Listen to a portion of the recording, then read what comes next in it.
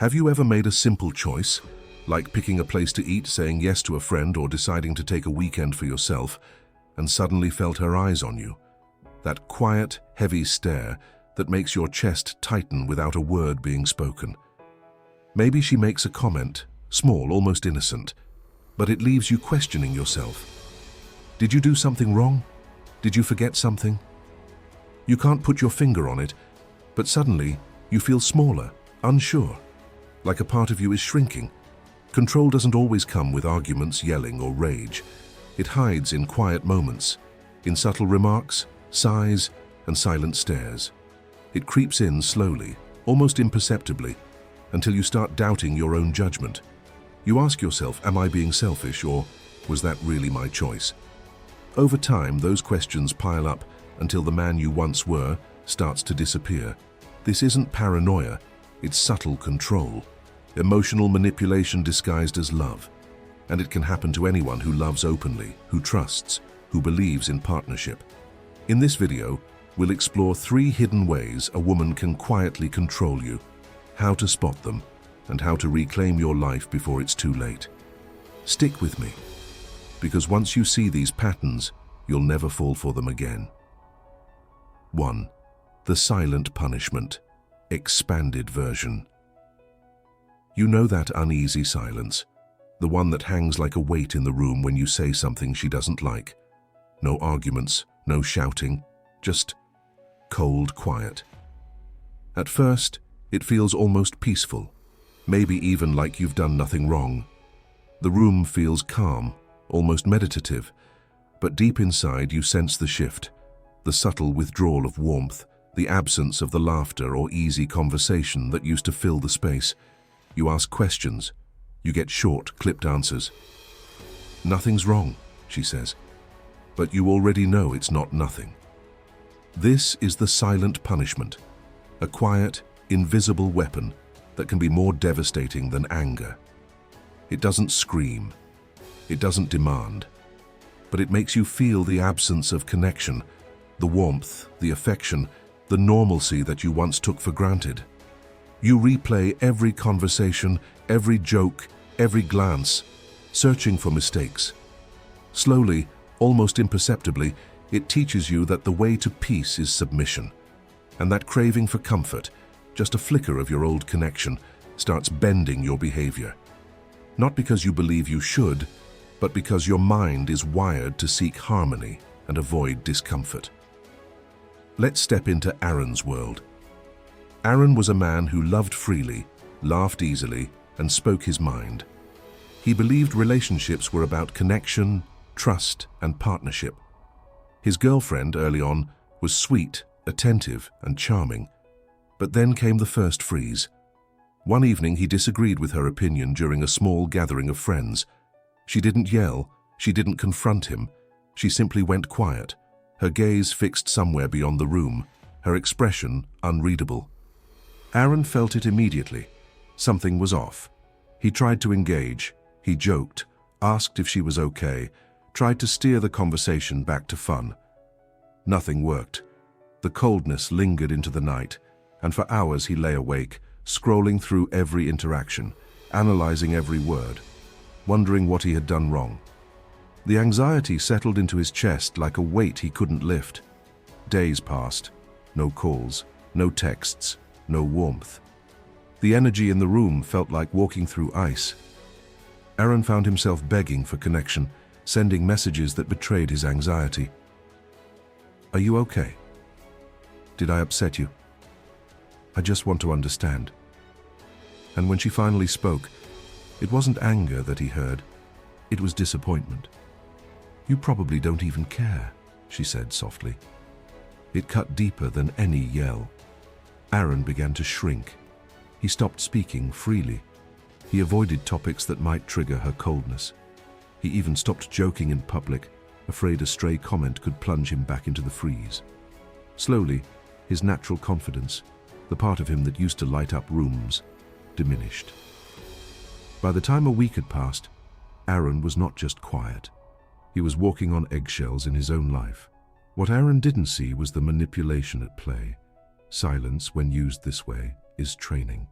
It transforms honesty into a risk and submission into survival. It's an invisible leash, a weapon that works because it preys on the natural human desire for harmony, connection, and peace. The Stoics said it clearly: what controls your peace controls your power. And silence, in the wrong hands, has the potential to control both. Its strength is not in the act itself, but in your reaction. It's only as powerful as the panic, fear, or guilt you allow it to generate. The turning point for Aaron came subtly, almost imperceptibly. After a week of coldness, she called. His first instinct, the one drilled into him by the cycle, was panic. He rehearsed apologies, explanations, excuses in his mind before picking up the phone. But then he remembered the truth. He had done nothing wrong, and for the first time, he allowed himself to respond calmly, firmly, without bending. "I didn't ignore you," he said. "I just stopped apologizing for things I didn't do." There was a pause, a flicker of surprise on the other end, and for the first time Aaron felt the freedom of reclaiming his own space. The silence, once a weapon, had lost its edge. He was no longer a pawn being trained by it. He was the master of his own calm. Here's the deeper lesson. Silence isn't peace. It's power in disguise. It's seductive because it masquerades as tranquility, while secretly manipulating your mind. The longer you chase it, the more it trains you to bend. The moment you stop, the weapon loses its force. Practical steps you can take. 1. Observe, don't react. When she goes silent, notice your feelings without acting on them impulsively. 2. Maintain your routine. Go for a walk, read a book, call a friend. Don't make her withdrawal the center of your life. 3. Communicate calmly, not defensively. Let her know your boundaries. I will respect your space, but I won't let silence dictate my peace. 4. Reflect daily. Ask yourself, am I reacting out of fear or responding out of clarity? Over time, this builds immunity to manipulation. 5. Protect your self-worth. The goal isn't to punish or control back. It's to retain your confidence, dignity, and clarity. Silence, when weaponized, is like a shadow in the room. It thrives in your fear, your uncertainty, and your self-doubt. But once you stop fearing it, it fades. You reclaim the warmth, the laughter, the voice that is rightfully yours. And Aaron's story proves it. The strongest response to silent punishment isn't pleading or chasing. It's calm, measured, unshakable self-respect. Remember this: true power doesn't come from controlling others. It comes from mastering yourself. And when you master your reaction to silence, no one can take your peace from you. 2. Guilt as a weapon. Expanded version. Control often wears the softest disguise. It doesn't storm in with shouting or ultimatums. Instead, it slips in quietly, wrapped in words that feel gentle, caring, even loving. Think of it like velvet over steel, soft on the surface, but unyielding underneath. She doesn't forbid you from seeing friends, pursuing your hobbies, or chasing your work projects. No, that would be obvious. Her method is more subtle. She makes you feel guilty for wanting the things that bring you joy. You plan a weekend with friends, a rare chance to unwind, laugh, reconnect. She sighs softly, looks down and murmurs, "I guess I'll just be here alone." Or, "I thought we'd spend time together." But it's okay. Something in her voice tugs at your chest. You feel the weight immediately. The excitement that had been bubbling in your chest fades. You feel selfish, ungrateful, maybe even wrong. Take Matt. Matt was a man who thrived on connection, adventure, and creativity. He loved his friends, his camera, hiking on weekends, exploring new ideas. One Friday, he told his girlfriend about a rare friend's trip, a gathering he hadn't attended in years. She didn't yell. She didn't argue. She simply said, almost whispering, "You should go." "I'll be fine." Matt paused. Her eyes, slightly glistening, made him hesitate. At first, he told himself it was love. He was being considerate, thoughtful, kind. But in the back of his mind, a seed of fear took root. What if she's hurt? What if I disappoint her? 2 days later, he cancelled. The adventure that had once energized him vanished. Not because of obligation, but because guilt had become a leash, and he held it himself. And it didn't stop there. The pattern grew.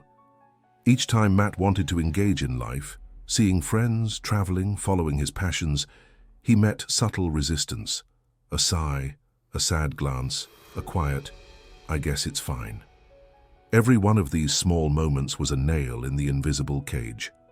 He abandoned plans, passions, even family events, telling himself it was love, when in reality it was control disguised as care. This is the cruel brilliance of guilt. It looks like empathy, concern, even tenderness. But beneath the surface, it is leverage. It trains you to shrink, to compromise, to put her comfort above your own happiness. Every step back feels voluntary, but in truth, it's conditioning. Slowly, quietly, it erodes your independence, your confidence, your sense of self. Let's pause here and visualize it. Imagine Matt waking up on a Saturday morning. Sunlight pours through the window. His camera sits ready by the door. His friends are waiting at the trailhead. Excitement rises in him, but then he remembers her quiet disappointment, the weight of her sigh from the night before. Suddenly, the sunlight feels dimmer. The adventure feels smaller, and he decides against it.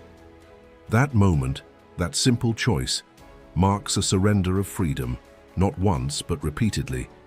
The turning point for Matt came unexpectedly. His brother, noticing the change, said bluntly, "Man, you're disappearing. This isn't you anymore." Those words cut through the fog of self-doubt like sunlight through clouds. That night, Matt reflected. He realized the truth.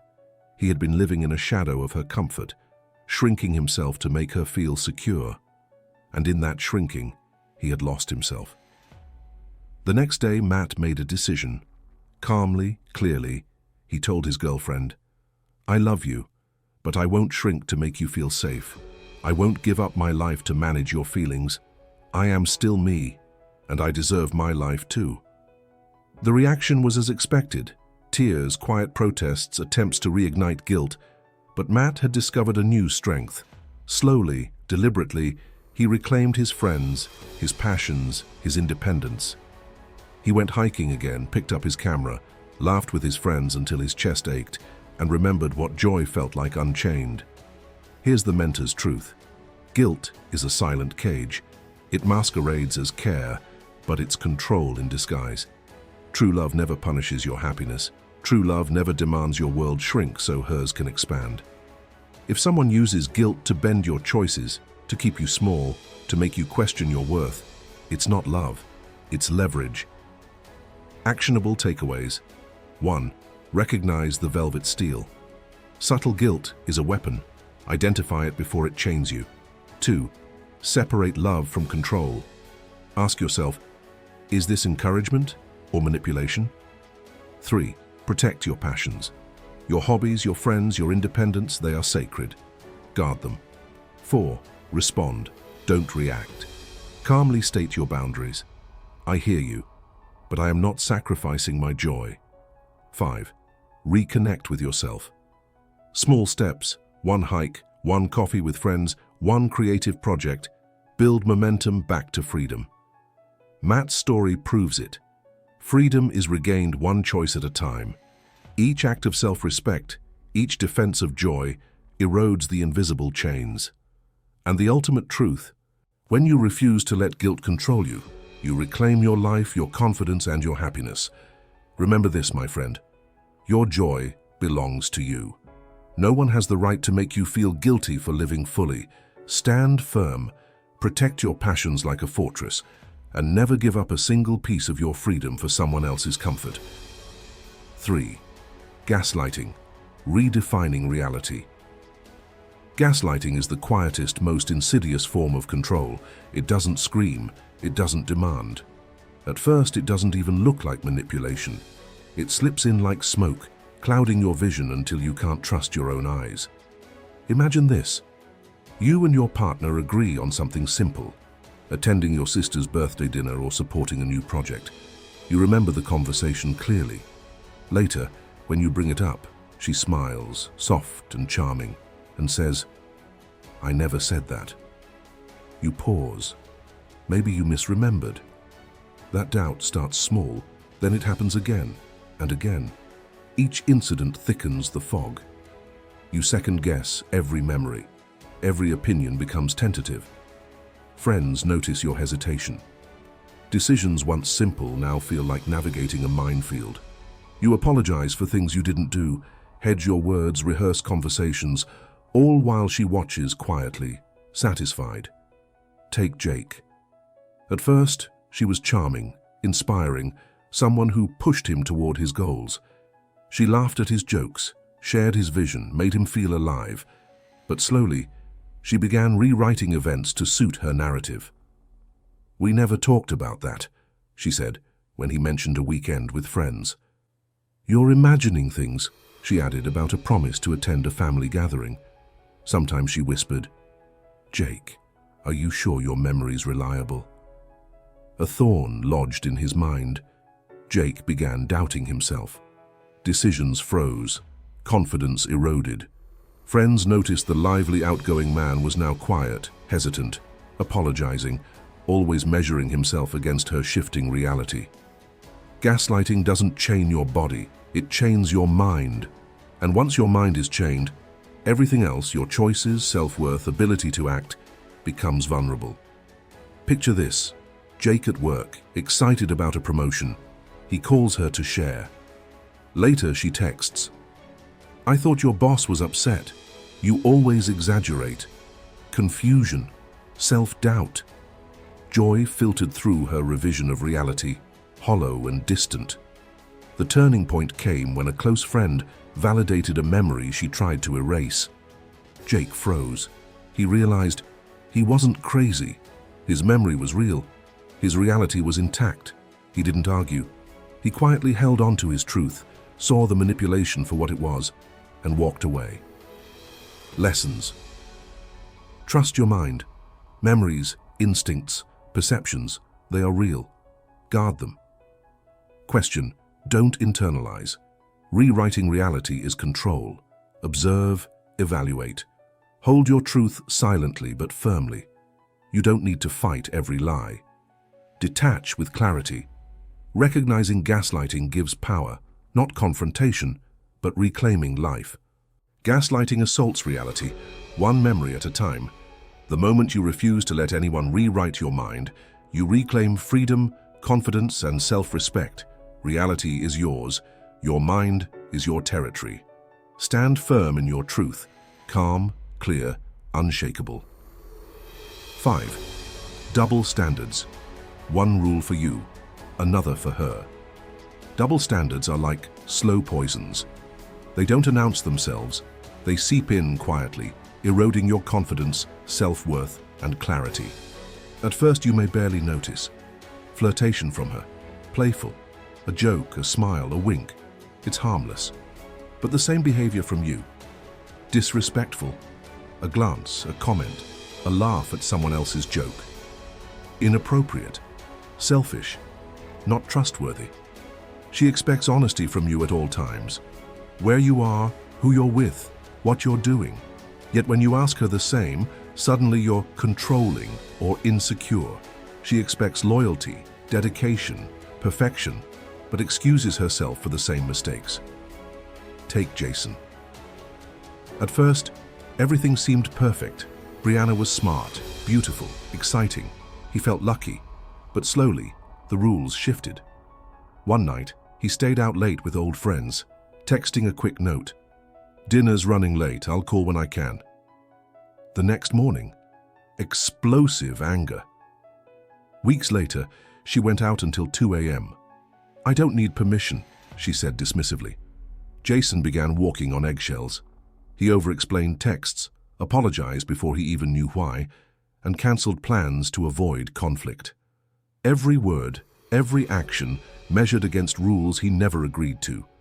Every misstep magnified, but her lapses were excused. The breaking point came during a solo weekend trip. Jason had been planning to clear his mind. Mentioning it casually, he expected a discussion. Instead, Brianna laughed in front of friends. "Jason? Alone? You'd probably end up somewhere ridiculous." The room fell silent. Jason smiled weakly, but clarity struck. He had been living under her rules, not shared ones. Double standards aren't love. They aren't playful. They're control disguised as care. Every unequal expectation is a reminder your self-respect is negotiable in her eyes. Here's the truth. In a healthy relationship, respect is mutual, accountability is shared, and freedom belongs to both. No hierarchy, no special exemptions. If she bends the rules, so can you. If she refuses equality, she's running a game. Jason's resolution was decisive. He took his trip, turned off his phone, cleared his mind, and returned with calm, clear intent. No yelling, no revenge. He ended the relationship with peace. His self-respect, once compromised, was fully restored. Imagine living under double standards, not days or weeks, but months, even years. Slowly you shrink, hesitate, overthink. Opinions, passions, ambitions, all diluted. And for what? To satisfy rules never meant for you. Takeaways. Demand equality. The rules that govern her behavior must govern yours. Anything less isn't partnership. Recognize the pattern. If she expects loyalty, transparency, perfection from you, she must give the same. Stand firm on freedom, solo trips, friends, hobbies, non-negotiable parts of your life. If she can't honor them, it's control, not love. Exit with dignity. Calm separation restores your power faster than anger ever could. Double standards aren't quirks. They signal imbalance, manipulation, silent domination. Refuse them, and you reclaim your freedom, peace, and self-respect. Jason's final act wasn't rebellion. It was clarity, courage, and calm mastery. Walk away from manipulation and walk into yourself. That is the blueprint for facing unequal rules masquerading as love. You didn't lose yourself all at once. It happened slowly, rule by rule, compromise by compromise, inch by inch. You were strong, alive, proud. And now, you have the chance to reclaim every piece of yourself. Love should never shrink you, never cage you, never demand silence or submission. Real love celebrates your strength, invites your growth, and shares the crown. You were never a pawn in someone else's game. You were meant to build your own kingdom. Stand tall, speak your truth, protect your world. Walk away from manipulation, double standards, and silent erosion. Step back into the man you were meant to be, bold, clear, unshakable. Once you see the game for what it is, you're not just free from her control, you're free forever. Take your power back, take yourself back, and never ever give it away again. Like, share, and subscribe for more videos.